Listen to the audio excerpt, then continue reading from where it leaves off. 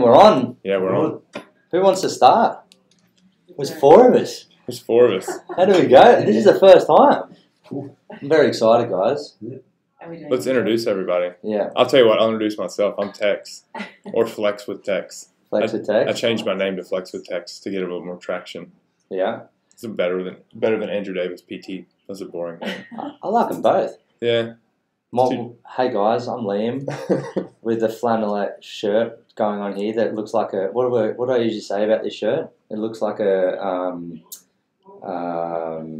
we've said it before. This is the shirt that I always wear. You look like a farmer. Which is a farmer. You Or do look like a cowboy. The farmer needs a wife. Farmer needs a wife. Yeah, that's right. FarmersOnly.com. Shit shirt day, Liam. You're Flex with Tex. I'm shit shirt Liam. Let's go with. I've gone. I'll go with Dave Welsh. My t-shir's too small. T-shirt's It's all right. Mate, but I'm pretty sure that's an extra large t-shirt still. I hope it is. It's still It's an massive. XL. Look at him. It's still Big an boy. XL. Solid. Big boy. Solid. And we've got our other co-host in the back there. Female token here, Katie Turner, with the dark toned t-shirt on because Yeah. I think it's politically incorrect to say black. Oh.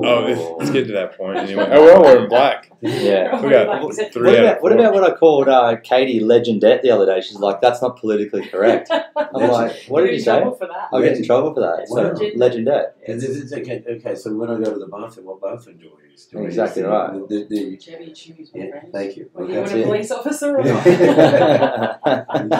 Whatever you're feeling that day. That seems pretty acceptable these days. Well, welcome in, Dave Welsh. This Thank is the Pod Hub. This is the first time all of the Pod Hub members are in the studio Yeah. together, so I'm super excited.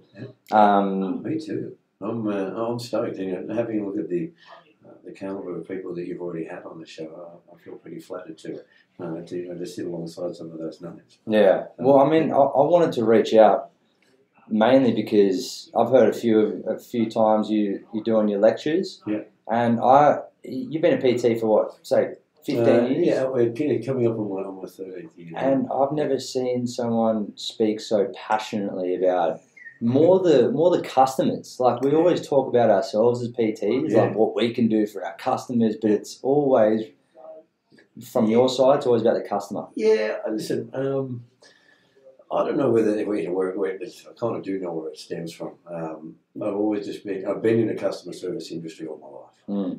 From the ripe old age of mum saying to me, go get a job. And that was at the age of 11, and that was delivering newspapers. But I enjoyed just being around people. Got a job working at Coles, as a young kid, and then I think the first real thing that taught me how to deal with people was 16 years old, and my English and drama teacher at school said, "Hey, listen, you're a fairly solid guy, and we've seen you have a fight at school. Are you interested in doing any door work?" And I said, "Okay." And that was 1991. He took me under the wing, and it was a year 11 student going out to some of the biggest nightclubs in Sydney, one of the underground nightclubs, and I saw something that I'll never forget, and this is probably one of the most pivotal moments. I remember one night I was working at a place called Metropolis in North Sydney. And it was 1992, and I thought to myself, right, let's see what it's all about. And we're on the door, and I saw about 7 or 8 islanders just coming towards us. Exactly. And that's what I thought, and I thought, okay, we're in a bit of trouble here because they looked pretty heated. And they looked like they wanted to come in, and Con, who was my teacher and my boss, said, "I'll go deal with this on my own." I remember thinking to myself, I took my jacket off, thought, it's on. And he took them all around the corner, and he had a chat, and I said to the guys, I said, "Are we meant to go around there?" He said, "Just leave it with him." And he came back about 2 or 3 minutes later, and they were all hugging each other, they were all giving high fives. And I said to him, "Mate, what did you say?" I said, "Mate, I didn't want to embarrass them, first and foremost, by saying in front of everyone, you're not coming in. I wanted to be able to find a solution for them. And then I was able to ring a mate that had a pub, and we had a deal, and these guys went up to the road and had a great merry night and went on their way. Then it was then that I realised that, these are only going to get you so far. Yeah, right. But this, and learning how to communicate, how to diffuse a situation really quickly, where both parties walk out on top, if you could call it that. And so from that, it was almost 11 years as a doorman. And I've seen it all as a doorman. There was a wonderful TV series at a period that the Golden Mile, with some of those big gangsters, and I watched it and witnessed it and watched certain big people take over certain areas of the nightclub industry. But the one thing that I'd always believed as a doorman was kill them with niceness. Absolutely. And the other thing that I've always found as well, and I remember since finishing it as a doorman, you would often see it in the news. You see a doorman who was an MMA fighter or a kickboxer. And I would think to myself, why do you have these types of people, on the door? And then you would often say, there was an incident a couple of years ago where something happened at, I think it was one of Justin Hammer's nightclubs, Ivy. Ivy, yeah. There was 6 or 7 guys, and they got that guy into the down into the basement and beat the absolute crap out of him. And I remember having a chat to a mate of mine who was working for them at the time. And I said, mate, what are you doing? I said, you're employing mugs. And he said, oh, yeah, but David, they can fight. And I said, mate, you should not be looking. And he said, yeah, but and then you would hear other things like, well, the guy called me a dickhead or a fuckwit or whatever it might be. And I said, mate, if you can't take that type of abuse, don't do the job. And so combine that with 12 years in retail and customer service. And probably the other thing is also being an only child. Being an only child meant, that, hey, if you want friends, you've got to go out and find them. But it was something that I wanted to do. I enjoyed, making people happy. It's not for everybody. Some people don't like it, and I think that's probably the thing that everyone in my gym has the same qualifications. Some people are more qualified than I am. They've got university degrees or whatever it might be. But I've always just felt my skill was just the ability to connect and to understand people. And I think that one of the biggest thrills that I have at the moment is coaching kids. I've had a wonderful opportunity for the last 7 years to be down at North Bondi as an age manager down for there with my son's group and my daughter's group. And for the last 2 years down at East Rugby, coaching the kids down there. And watching a lot of these kids, and giving an opportunity of having the parents learn to trust me, what I want to teach these kids. And I think the greatest thing we say is that we can teach a ton of life skills, but put it through sport. And it was the first time since almost in 2 years that we've trained together, our little team. We actually had to cancel last night's training session. It was due to that weather, and I was devastated. To do it, because I generally say rain, hail or shine, and the parents usually say, hey, it must have killed you last night, Dave, to cancel that training session. So all of this, when it comes to customer service, I think that's what people seem to forget, that it's not about you. When it comes to customer service, it's about them. Customer service for me is about just small detailed things. Small things. Massively. You got to take care of the small things. But then doing it all the time. Right, consistency. Huge. I think you brought up a really big point, and a lot of people forget, is that as a personal trainer, as a group fitness instructor, we are in the business of people. Absolutely. And we are in a customer-facing role. Just because you're not serving drinks or retail, we're still serving the customer. Right. Well, your product is your training. Yeah, and I see a lot of trainers really struggle with this and go the wrong way, is where they train clients the way they train. And they don't take into consideration, they don't ask enough questions and actually get to the root reason why that person's in the gym. And I think that's where a lot of trainers fall short. Oh, tremendously. Listen, when I came in, my only background for me was a little bit of bodybuilding. I competed, I think, in 1995 and 1996. And I always have a laugh. That's when it wasn't trendy, and that's when we didn't have social media. The one thing I took from bodybuilding is set a goal and achieve it and learn how to sacrifice and move forward with it. But when I came to being a personal trainer, I never heard a female say, let's hit chest and biceps. Why not? And then we got back and tries tomorrow, quads, and let's just, calves and abs on the day off. What I soon realised is, it meant really nothing. And again, ask the right questions. Right. Shut the fuck up and really listen. Right. And deliver on that, because if not, At that stage, there were 55 other trainers in the gym that would take that business, and and that was always, you know, what I had to figure out pretty quickly. And from there, I went and did a lot of courses, like everybody. But still kind of think, okay, whatever the person wants, and you deliver. And just like you said, there were so many people. You know, I had a lady that inquired just only the other day, and she turned around to the previous trainer. You know, he was a really, really nice guy, but he made me count macros. He put me on 15 different types of supplements. And I said, 2 red flags. Yeah. And I said, did you want any of this? And she said, no. And I said, okay. I didn't have the space for her, but then I thought, well, I'll refer on. And I said it to a good trainer. But yeah, people, you're right. Their trainers just, it's what they think is. Someone's trying to like validate themselves as a trainer. It's like they're trying to overcomplicate things to put themselves on this pedestal and to, like I said, validate themselves when you really just need to simplify with people, especially the general public, man. And that's it. And that's what for me, I don't train athletes. I train general population. And with general population, one of the biggest things I learned is life gets in the way. And people tell me, be realistic with their training. You know, so I've got this 12-week program, and that's going to be interfered with at least. Let's do the 1 week program first. Just you know, for me, I'm simple. Get them moving. Progressive overload over a 2-year period. And I don't even use any of those words with my clients because they don't understand linear periodization. They want to know first and foremost, do I care? And you know, if it's a challenge, if I've got somebody shy who's introverted, it's a big enough thing just to come into a gym. Absolutely. And the gym that I work at, you know, it's the Body Beautiful gym. It's a very intimidating gym. So which gym is that? Just up at Polo Platinum. They're Fitness First up there. There's some of the who's who of fitness in Australia in there. There's some people that, you know, there's a lot of egos in there, and there's a lot of great people in there as well. But you know, for the newcomers, you know, your job is to make them. Or my belief is that this is just as much your home as anybody else's. You know, come and meet my clients. Come and meet the other trainers. Engage with them. Let them should be a community in there. It should be a really good community. You want a community where they can walk in and, you know, I have thoroughly enjoyed watching people that were intimidated by the gym, in particular people who were 40 plus that had never been to a gym before. Huge lifestyle change. And it's, is this really for me? And I said, of course it's for everybody.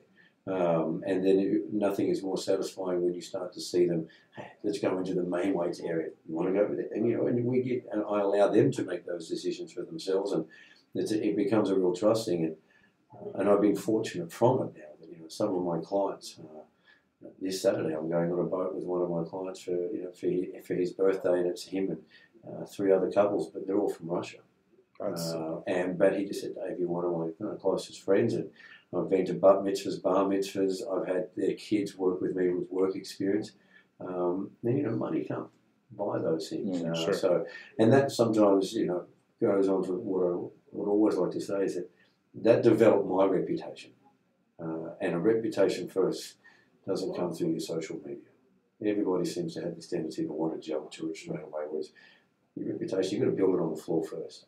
Yeah. So I think interpersonal communication is something that people don't focus on anymore. I think it's extremely important, especially I see the younger generation. I was a teacher for 5 years, and even kids at like 12 years old, the interpersonal communication is something they're lacking. I think that's to the detriment of a human. I think that it's very important that us to be able to communicate face-to-face, one-on-one, and have those skills. And not be uncomfortable with it. Listen, and having the tough conversations too.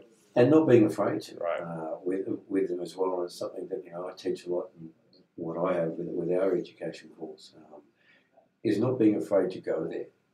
To ask some of those questions when you're meeting people for the first time. And it's like anything. It was the first time we hopped onto a barbell and squatted. It was intimidating, scary. Am I going to hurt myself? Still intimidating and scary. It is. Over that bar, that's all I'm lifting. Yeah. Most people are it's a heavy bar. It's a heavy bar. Well, the stigma with heavy barbell lifting is heavy weightlifting and powerlifting, and and it's such a functional movement. I don't even like to say functional movement because I don't even know what a movement that's not functional. But the stigma behind barbell squatting goes with powerlifting, so a lot of people are reluctant to do it. I think. Do you think that fitness is heading into a good direction, like with the social media world, because there's so many influences out there that simultaneously because there's so many more. Yeah, I think it's a shame that the good guys the guys that really have spent their time in the trenches, and there's the Brad Schoenfelds and Mike Israetels, and Lane Norton, a lot of those guys. It's great that they're finally coming out there. It is a challenge for the trainers of a lesser caliber. I'll put myself in there as well, to go up against the influencers, the social media people, and then when your clients are coming to you, you're saying, well, I've seen this person say this and this and this and that, and you've often got to try but look how great they look. So it's not like what you said. It is a double-edged sword. I think it's great that through social media we do get access to a lot of research. We do get access to people that 15, 20 years ago we may not have known, who people like Stu Phillips were, and all these types of guys. But now we have an opportunity, and I remember when I got Stu Phillips to be my friend on Facebook, it was like the highlight of the month. Yes. And many others.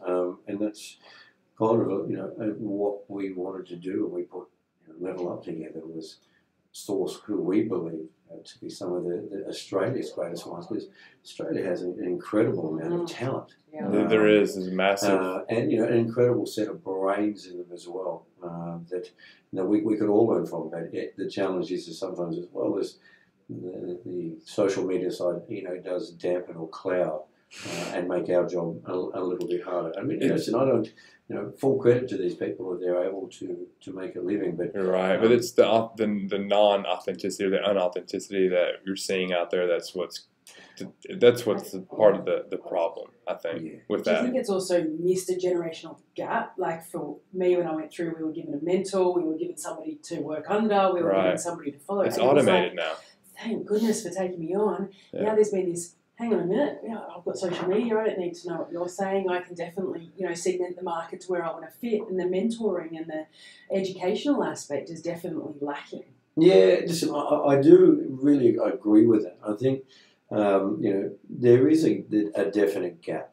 And what I mean by this gap is I listen to people of my age, and I'm 40, I turn 43 next week. And I listen to people that, for example, you as a former PTM, this generation has grown up in a way that is very, very different to almost any other generation. And everything, it's an immediate like. There is there's not enough grit in them. Yeah, I agree with that. They're not prepared to get in, and really, really lay a foundation, and a foundation that takes years. Yeah. And then the other unfortunate for these young ones as well is that they believe a lot of the hype. Sign on to my free online coaching and whatever it might be, and we'll give you a six-figure sum, and because they're looking for the quick, fast answer, easy way. It lacks the credibility, doesn't it? Yeah, There's I believe, I see it, therefore I believe it. So it's dumbed down a lot of what's real. It's automated the fitness industry. Pretty much just making it, it's very attainable. It's watered it down. It has, and I think that's probably one of the things that I have loved. What we do with the kids at our rugby team. We've instilled some pretty hard values into these kids. And I remember taking over, particularly for this year's season, was the first year that we were tackling. And I said to the kids, because the year before was touch, and we were very fortunate we hadn't lost a game that year. But I said, we're going to do things a little bit differently this year. And I said to some of the parents, I said, I'm going to play it like a proper team. I said, I've got a squad, and the best players will play. Absolutely. And the parents are, but my little Johnny, he needs to have fair time. I said, the sooner your children understand now. Yeah. Participation trophies are ruining the world. And we loved it. That we had, it was a starting lineup of 8. And, we said, we will watch you at training. We will watch you in the field. But more important, we will watch you how you interact with your team members. If a team member goes down, don't stand and stare at him. Go down and pick him up and see if he's okay. That's right. We'll teach you everything. And we'll do these things. And it did take a long time for these kids to get it. But then we only lost one game this year. Did you find that the parents are harder to deal with than the actual children? I think once the parents really started, at first there were some parents that came to us and were concerned about the approach that we took, which was a relatively tough stance, and we just said it's not about being fair here. Right. It's about what's best for the team. This is a team sport. Yeah. The best players will play. But if a player doesn't perform on the field, they'll be dropped. Right. And we said that from the word go. And there was one or two drops straight away. But then what we started to see was this. We started to hear the parents say to their kids, "Well, we want to get back into that starting line. That's right. You better work for it. That's what you got to do." And so, then all of a sudden we trained through the school holidays because we recognised that we could be a little bit better. And then we've been really, really fortunate. The season finished, and I said to the kids at the end, I said, "Right, season's over, summer sport, off you go." And I had 14 kids turn around and say, "We don't want to stop training." So I said, "All right, if we want to do this, let's do it." And so we have trained 15 weeks straight. That's awesome. Wow. And we train for almost sometimes up to 3 That's hours. called a cohesive unit right there. That's you don't it. find that. Yeah, It's tough to find. but from that, the thing that I probably love the most is every single one of the parents, in their own way, has given something that is almost above and beyond what you would expect from parents. We've got one of the dads, that owns a chain of steakhouses. So he threw on this incredible spread for an end of year thing. One of the dads made this almost like this Rocky montage of about 10 minutes of all of our footage of this year, and put it all together.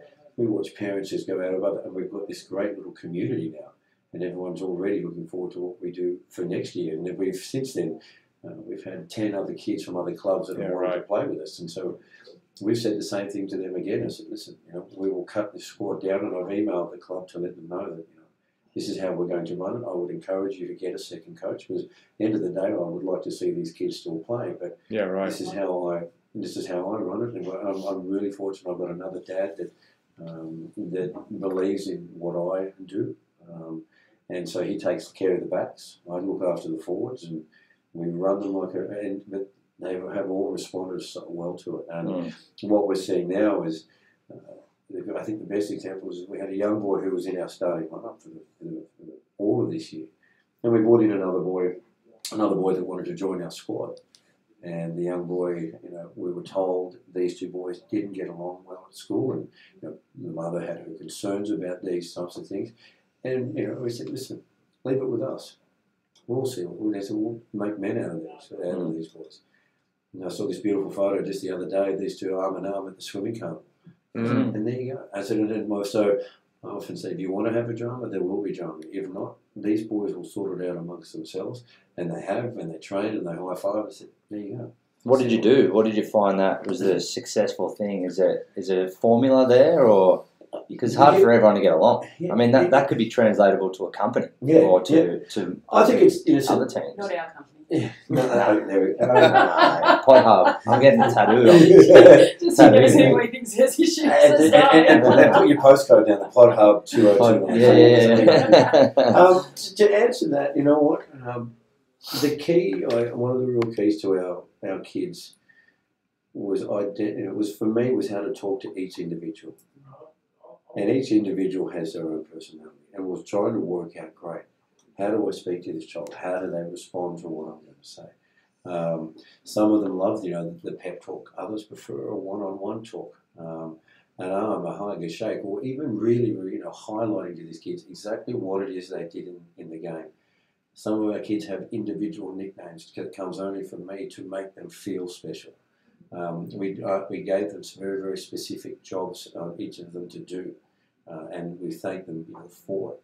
We also looked at, this, like I said, we all agreed and we talk about, what our goals are. And we get these kids, and, some people say, "But Dave, they're 8 years old." And I said, "Mate, the sooner they learn this, the better that they'll be for it." And from that, the parents, just took a back step to, them wanting to put their input into and say, right, we're very, very happy, to leave it to that. And listen, it's magic to see on the field. And it's magic to see not only, because, we had one of the boys hadn't had his birthday party a couple of weeks ago, and he invited the entire rugby team, and the birthday cake was our East Wallaroos logo. And this was a boy who, up until that point, had only ever played soccer. But you would have seen him from jiu-jitsu. Yeah, right. One thing I just remember seeing it in him, and again, it's probably that little bit of I think, skill that I have of just being able to identify something in him, and I was watching him at jiu-jitsu one day. He refuses to tap. And but to the point where his dad and he's rolling against my son because they're very, very good mates, but they're fiercely competitive. Yeah, right. And the dad turned around and goes, "Watch my son. He's not going to tap." That's hilarious. And I said he got up and Ben stopped the fight, and he looked at him and goes, "What'd you do that for?" And he said, "Mate, you were about to go blue." He said, "Yeah, but I wasn't going to die." I was going to die. True competitor. So I said to the dad, I said, "Please, let me have him for rugby." Yeah, right. And I said, "Why?" I said, "Because I can teach the game, but I can't teach what he has in him." Yeah. And trust me, so he was our starting halfback for the rest of the year, and he was tackler of the year as well in his first year of rugby. So again, it's just taking a little bit of time to understand every individual. But the key thing always was we definitely have in our team some superstars. But I've always been a believer, like you said, in an office space or a team space, the team is only as strong as its weakest links. So it wasn't about, okay, I need to focus on the good guys. It's how do I make sure that, if when we start to sub some of the better players off or the starting lineup on, that the guys that are coming on can just, do just as good a job. Yeah. And that's what we spent a lot of time with these kids and just encouraging them when they miss tackles. Say, okay, great, here's how we did it wrong. Let's spend some time. We spoke to the dad, and it was amazing to see some of these kids who some of them suffer from anxiety, and some of them have a lot of other things. But there's a lot. How old are these kids? 8 years old. Yeah, that's crazy. They're already having those issues. Anxiety issues. Yeah, and we see them, but all of a sudden we see some of these kids just blossom, and what they were in April this year to now. And what the great other thing is that Ben has benefited from it because now there's about 8 or 9 kids from our rugby team that are all now down in jiu-jitsu. And we encourage them to be able to do that. So now you've screwed all the life coaches' jobs for the next 10 years. Yeah. You're not going to have anything to deal with because what you've taught them is firstly is grit, and that's a life skill. But the other thing is the power of the community and power of being part of something. And I think Australia has the highest population per capita of people who live by themselves. Yeah. And that really, and plus one of the highest rates of anxiety and depression. Probably even suicide as well, I would imagine. Wow. Yeah. I didn't even know that. Yeah. So, in anywhere in the world. Why do we live by ourselves? Because I think we are set either first or second generation as well. So we don't have that you have, we just went to... Yeah, right. That makes sense. Yeah. Last year, and you've got 4 generations living in the same house. Yeah. Right? Yeah, true. So makes sense. People live by themselves, or they may be an only child, or they might have, mum or dad, and that's, not the uncles, grandparents and whatnot. But that power of community is, is tremendous. Yeah, and the group. I mean, that's something that comes. That, and, the other thing that also we've always wanted the kids is empathy. And so we have this funny rule in our rugby team. If a player goes down, if you'll hear me ask, is it bleeding? No. Did it snap? No. Get up. But when we had our first bleeder, we all cheered. Yes, we finally got one. But then we would say, right, go pick him up. Right. If somebody gets hurt in a tackle, I'll say, right, who's going to walk Raf take him for a walk? He's upset, and I've got him. And off they go for a walk. And they come back and then they join the line. I said, right, ready to join the line again. So what happens if they don't do it? Like, do you not to say you punish. No, punish. Do you punish? Do you atone? Or is there a difference between the two? No. Like coachable moments. Yeah, what are the coachable moments? What are those? Like 50 push-ups, go. Yeah. You didn't pick up your mate on the floor. Identify the problem, but leave them with some positive. Yeah. That's what So, how would I say it? The kids will individually, I will speak harshly to them if needed, not through foul language. I won't swear at my kids at all. Right, that's good. There's better ways, my kids. There's no throwing doors or anything like that, like Desi Hasler did used to do back my dad threw a TV at me when I was 14. My mum hit me heavily. A real TV. What was on the TV at the time? That's right.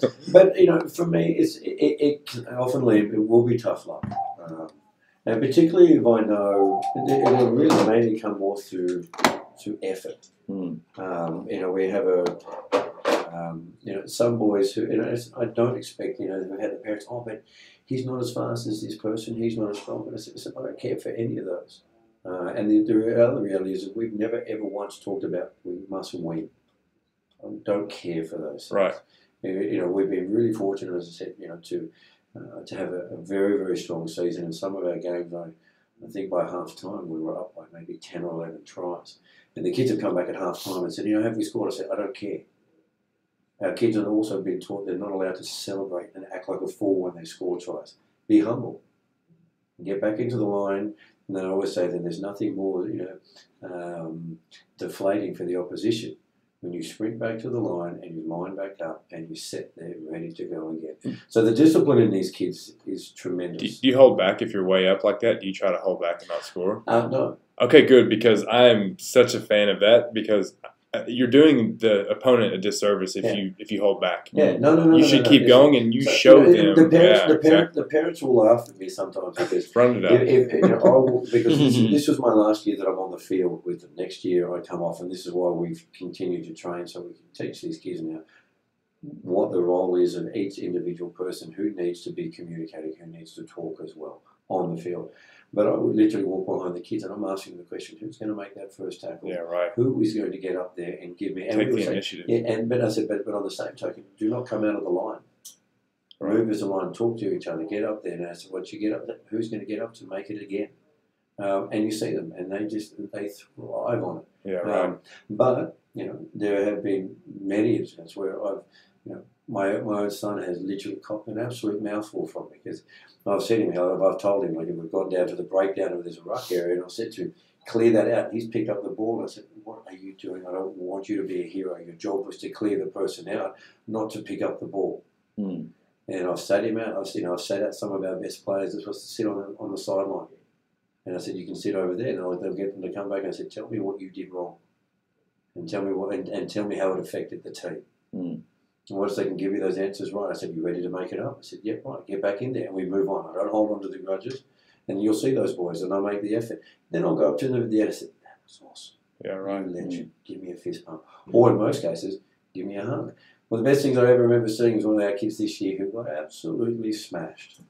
We were playing against a team that was definitely competitive with us. And they had 3 boys in their team, amazing at tackling. And they smashed our who I call the coolest kid in our team, Jack. But the most important thing is Jack didn't drop that ball. And it was just at the end of full time. And I ran over to Jack and I could see he was going. I put Jack on my shoulders and we carried him into the huddle. And just to put him up there, and it just made him feel special. And we talked about that type of stuff, that type of grit, that even though he got hit hard, he was able to hold on to the ball. He was able to just do his job. We teach the kids, So there's a lot of deep thought into what we do with the kids. But man, I want to mention something. I think that one massive point is that the acceptance of each other. And I think that you mentioned the anxiety that these kids are having even at 8 years old, and the fact that how many kids you have?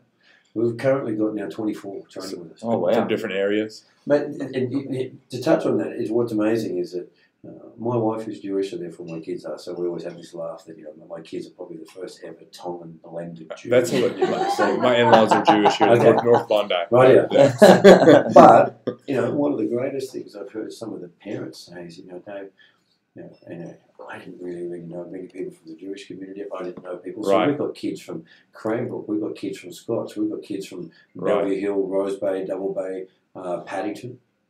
And they all want to just hang out with each other. It's so cool. And it is. And, what I love now is I hear on the weekend, so-and-so came over to our house, so-and-so, or families are going away on holidays together. But all just because of, this, as you said, that important community. It's important because with social media and with bullying and everything that's going on with you at a younger age, you're seeing the suicide rate between the ages of 15 and 45. The number one reason for death is suicide. Mm. It's so important to talk about these things and to have communities like that for these kids, because you've really helped kids. I'm sure that some of these kids are probably dealing with things you don't see. Yeah, and also, I'm very, very lucky. Because of it, I'm very, very close with all of the parents, and they'll send me sometimes individual messages, and I'll say, no, we'll have a chat. We'll keep an eye on it as well. And But then, when we always have our team debrief and our huddle at the end of every game, I'll always make sure that for the ones who are less talented in the game of rugby, that we highlight. Thank you for your contribution. You stole the ball at the bottom of the ruck. If you don't do that, our superstars don't score the try. So that's your try. So it's really important, and then they go, yeah, well, I contributed. I did something as well. And we've had some challenges with some of the kids at first that have let, or that they feel that they're not as gifted. And I've had to say to the other kids as well, I said, hey, think about what it was like when you first picked up the football. You weren't awesome straight away, so give these guys a chance. And I said, if I see that type of behaviour, I see you cheating, so mate, you will not play for this team. I don't care how good you are, you will not be. You've set the culture. It's the culture. And it's a culture. And they'd stand out like a sore thumb if they were that way. If they did, mate, we wouldn't accept them. Yeah. And so I'm just... Is this a mixed team or just boys? It is. Because I've got a daughter and I'm like, wanting to go. Right. Can you train her? We had a girl playing in our team until she was 13, I think it was. Yeah. I don't know what the rules are now. Yeah, no, listen, we still see some of the Clovelly have a lot of girls that are playing in their team, and make no mistake, these girls are ferocious, and I love it, but some of our guys will say, Dave, we tackle them hard. I said, mate, like any other person. Because I said, because she wouldn't have That's any. right. That's right. She's out there. She's out there. And if anything, I said, she's probably going to hit you harder than you've ever. We had a couple of girls play gridiron football back in Texas when I was growing up. So we had a few. Yeah, there was always a few. Yeah. Is there a certain age, or does it matter? Well, no, we had them in middle. You know what? They probably wouldn't allow them in what we call Pee-wee before middle school or junior high. So that would be like 12 years old, maybe. It would be like the first year they could play. But when we could pad up and play tackle, yeah, they can play. Yeah. So yeah.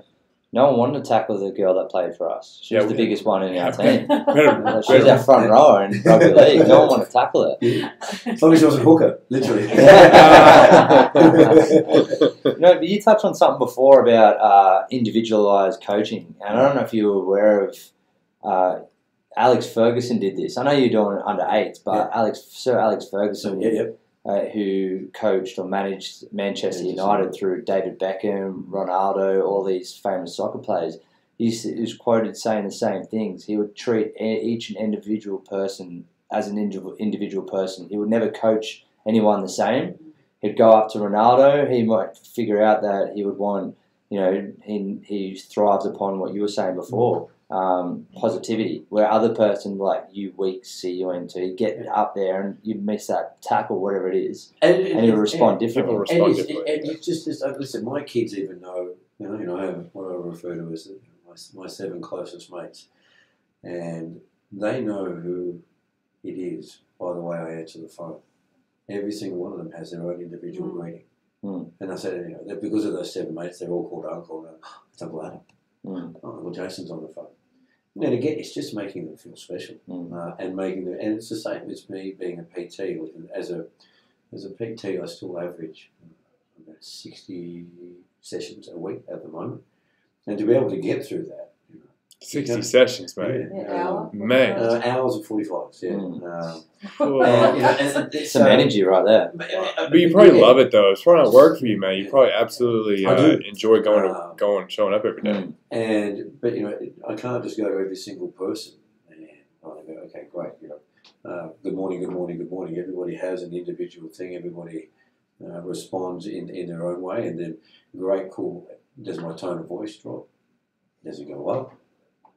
And depending on who they are, will determine how I am with that individual, and they love it. Some of the people say I've seen me train 1 or 2 of my particular clients, and say, "Oh my God, I could never train like that." I said, "Why not?" But I said maybe that's not for you. But I said that's how they want to train. But I said, hey, we can find your own way of doing that. And I think one of the questions I always teach the students who come and do our courses, or whoever is lucky enough to listen to me dribble, is a very, very simple question. It really helps to determine, again, what type of person it is you're about to train. The question is simple. On a scale of 1 to 10, 1 being, did I even train, 10 being, if you do that to me again, I'll sue you. How hard do you actually like to train? Now, as trainers, most of us think what we were saying before. Well, you know, I'm a powerlifter, so everyone has got to squat heavy and squat and dead and bench. But if someone says to me 3 out of 10, okay, that has told me so much about that person in an instant. A 3 out of 10, okay, great, cool, because now there's rapport, and there's trust right there. Now, if I deliver that 3 out of 10, that person, my God, they understood me. Yeah. It's like your little RPE. Yeah, that's it. Your own little RPE. And then I'll ask for their, and when it comes to their training, I'll ask for their permission. I want them to be part of the process. Okay, are you ready to try a 4 out of 10? Yeah, right. I'll do that. I like that. And it's a very simplified way. It's I mean, honestly, it's like childish almost. I Well, love it. if we flip it around, We're going to go to a 5 today, Johnny. Yeah. Make it a 6. I love it. I absolutely love it. And if they do it, it's like, you just crushed my 3 out of 10. Yeah, right. It gives them confidence to go to the 4. Yeah. And so what's a 4 out of 10? It can be as simple as 2 extra reps next week. Yeah, right. Or, a reduction 10% weight, 10% increase in weight. A reduction in rest by 10 seconds. I used to lecture in fitness, and the one thing I used to say to my PTs is the easiest thing you can do is screw your client. Yeah. Oh, yeah, man. There's so many bad trainers out there. Everybody in this room, but the hardest thing to do is to train them and give them productivity. Yeah. Especially when you've got CEOs coming in at 5 o'clock in the morning and they've got 16 hours of decision making in front of them, and you just absolutely stuff them at a 10, and they walk out of there shaking at their desks, sweating profusely, and not being able to make any decisions for the next 3 hours. Yeah, you got to be smart. Yeah. So I think that's especially if you're charging $100, $160 an hour in this market. What is Bondi rate? Yeah, these days. Okay, I look at that from this perspective. You can charge what you want. Right. You've got to be able to show enough value in what you do. You also, at the moment, there are some people out there that want to be known as, I charge the most in Australia. That says everything about you and nothing about the person. Exactly. Now, if you say I'm providing the most value. And when I hear people brag about that, I'll be honest, like, who cares? Big deal. What do your clients think? What do they say? So for me, how many sessions are you charging that for? You might have them for one session. For 10 weeks. But I can assure you this much: I've seen, when it gets, if you don't have enough rapport, if you don't deliver results on that type of thing, we always see it in trainers at the beginning of the new year, January, February. What will happen is that people will reassess what has worked for them in the previous year, what they saw value in. And the first thing I got to think about is, man, I paid $160 for that bloke and I've still got a gut hanging over my belt. Yeah, right. Didn't really enjoy spending that much time with him because it was just all about him and he or she with their social media. No, I'm going to go find somebody who's $80 but that actually gives a crap about me. Will follow up with me as well. Has a towel for me every time I go to training. Has a water bottle there for me. Meets me at the front. And when I turn to say, mate, I'm feeling like I absolute crap today, we'll adjust whatever it is that is needed to do in the training for that particular moment. And so when it comes to, mate, charge what you want. If you want to charge at that top end, hey, go for it, I say. And good luck to you if you get, but you better be good at what you do. It's a lot easier to have that conversation about money, and because the exchange of money can get awkward. So if you know that your value's there, and somebody asks you how much you charge, and you say, I charge $120 an hour, you're going to say that with the utmost confidence. You're not going to miss a beat. But if you know that you're a shit trainer and that you lack, and it's all about you, you're going to have those awkward conversations, and you're not going to close as much. No, exactly. You're not. And that price point thing as well is that, in the past where I've had people say, what do you charge? And I said, well, I'm not going to tell you that yet because I've got no value. I said, let me you have to qualify them to be your customer anyway. Let me show you what I could do first and how I can help you. Yeah. And then we'll discuss it. And I usually round it off with, is that all right with you? Again, I'm asking for their permission. Okay, no problem. Let's get to work. One of the craziest things, not even tactics, this is a reality thing because, as you can probably attest to this, I didn't want to work with everybody. There were certain individuals that I didn't get along with. Maybe not the relationship would be great. So I would almost vet my clients and say, is this going to be a good relationship for both of us? And that was a really good way to build trust with them, is that, man, most trainers are just like, hell, I'm going to take everybody, regardless of the circumstances. Even if I couldn't help them as much as another trainer, I'm just going to take them because I like money. Yeah. When you vet like that and you say, hey, maybe I'm not the best trainer for you. Maybe there is a guy on the other side of the floor that I could go get for you. That's huge and it speaks volumes. And you may pass a client on to somebody, but you may get two in return for that. 100%. And that also comes even down as personal trainers. not trying to do everything themselves. Right. The key to a good trainer is they refer out, Right. work with the allied Agreed. health professionals. Listen, people come to me, Dave, can you write me a food plan? No. Nope. I'm not a And I said, nutritionist. well, I'm only going to base my experience on how I Right. eat. And I'm Thomas, so I like to eat. You don't want to go near me, True. but the skill of it is to refer out. And that again, that really, and this is what trainers. I'm going to lose it. You're not going to lose it. You're actually going to look more professional in what you do. Mm. And then what I enjoy is great. Then I get referrals back, Right. and there's a handful of GPs that I'm fortunate to work with, surgeons that I work closely with, physios, and educators as well in what we teach at Level Up. So You're doing 60 hours a week already. You got to be booked out, right? yeah, I just You can't take referrals anymore. No, I am. But then, if people drop come off. to me. No, Yeah. listen. But one you of the give them things I'm somebody fortunate. else. Yeah, but then You help other I'll people ring out. them.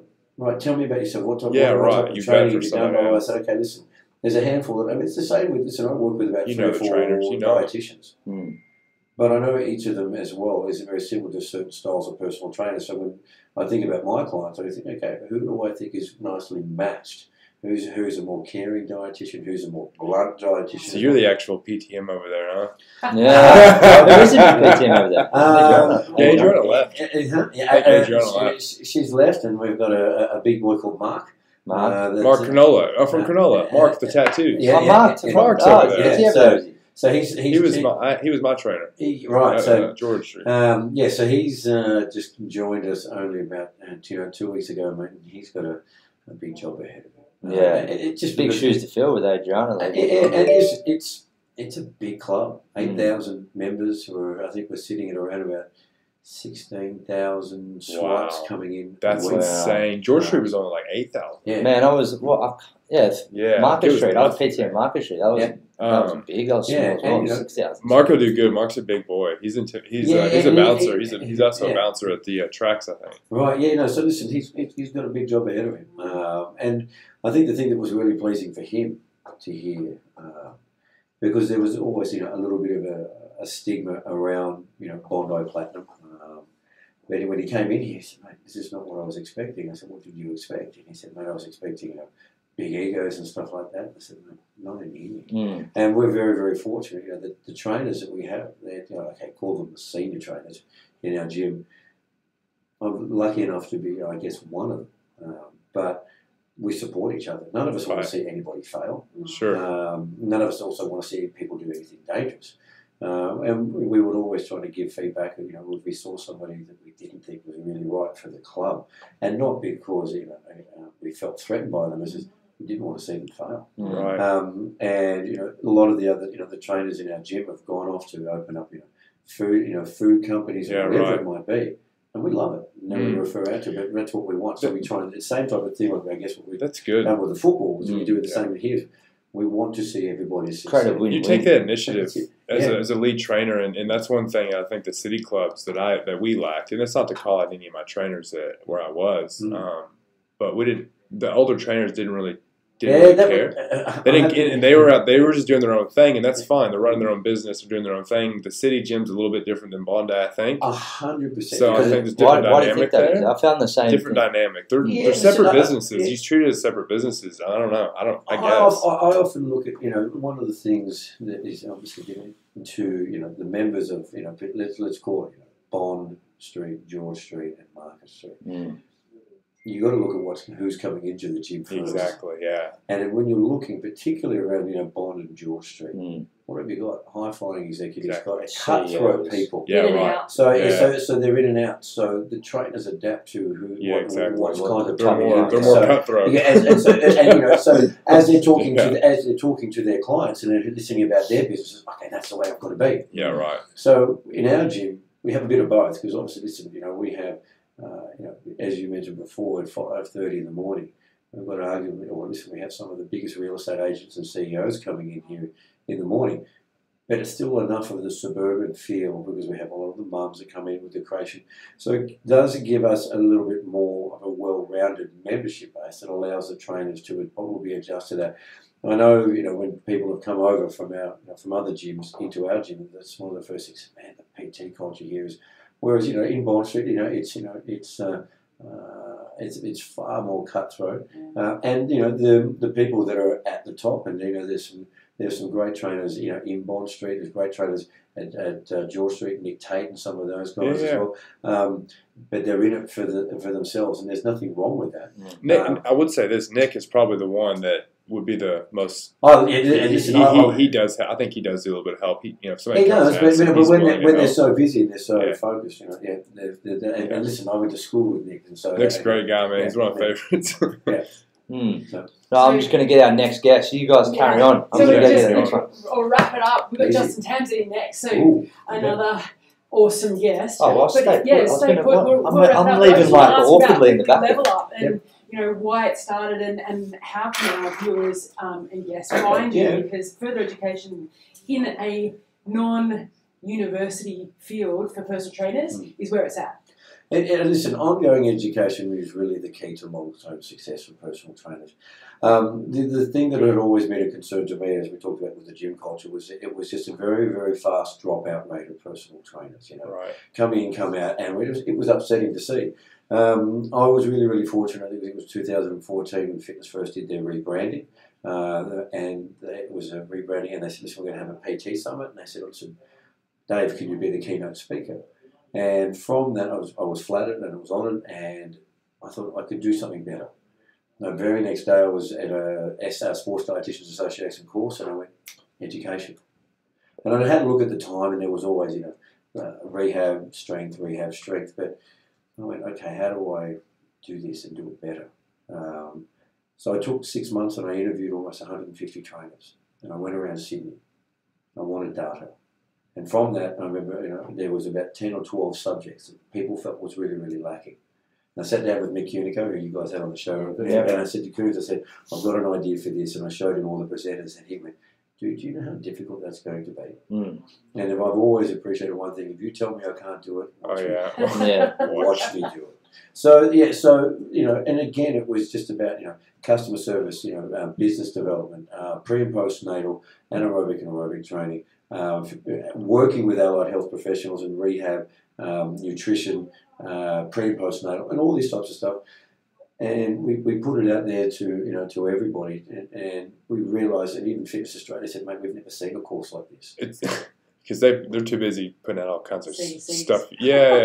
And so hey, we still are trying to work with them, but to be honest, I think they make it difficult for themselves sometimes. Yeah, I agree. Totally agree. And so what we've now recognised is, okay, we knew that we had a good product, and it's taken it, but the product was good, but as we've done more and more classes, we've refined and evolved it as well. Said, okay, that sucked. We've got to do this a little bit better. Take that feedback, and we always took feedback on board. It was nicer when you go, oh my God, that's the best thing I've ever done today. But what we would also appreciate is, dude, that sucked, and here are the reasons why. Yeah, right.